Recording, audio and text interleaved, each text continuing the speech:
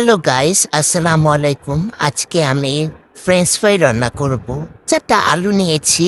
এখন কুচি কুচি করে কাটবো আলুগুলোকে। এখন আমি তোমাদেরকে একটা আলু দেখাচ্ছি কেটে। এভাবে কাটবা তোমরা। এভাবে কাটলে অনেক সুন্দর হবে। এখন আলুগুলো আমি একটা বাটিতে রাখতেছি। সবগুলো আলু একসাথে রাখলাম। দেখো কত সুন্দর দেখতে লাগতেছে। ও ওয়াও! এরপরে আমি চুলায় গরম পানি দিয়েছি। চুলাতে আমি এই আলুগুলা সিদ্ধ দিব 2 মিনিট। তারপর 2 মিনিট পর আমি নামিয়ে ফেলবো আর কি। এখন আমি লবণ দিতেছি।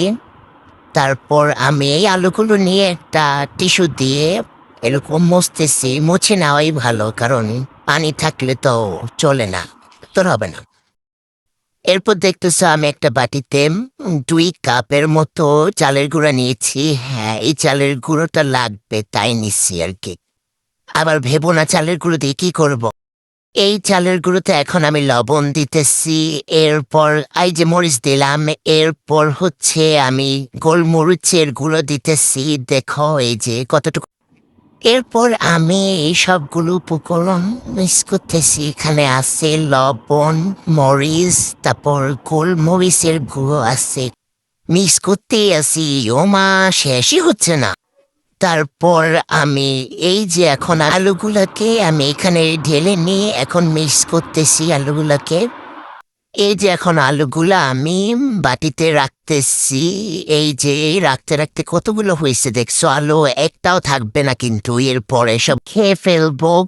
এরপর দেখো আমি আলুগুলা তেলে ভাজতেছি। ভাজতেছি এতগুলো আলু ভাজতে ভাজতে আমার জানতেই শেষ হয়ে গেল। ও মা গো মা! আমর কালা কড়াই দেখলে দিবনে তাড়াতাড়ি করে ভাজতেছি আলুগুলা। দেখো দেখো দেখো, কি সুন্দর কালার আসছে। ফ্রেঞ্চ ফ্রাই একদম রেস্টুরেন্টের মতো, একদম রেস্টুরেন্টের মতো। এরপর দেখো খাওয়ার আগে আমি ম্যাজিক মশলা দিব যাতে খানাটা সুস্বাদু হয়। খেতে এত ইয়াম্মি হয়েছে, এত ইয়াম্মি হয়েছে, তোমরা ট্রাই করে দেখতে পারো, অনেক মজা হয়েছে।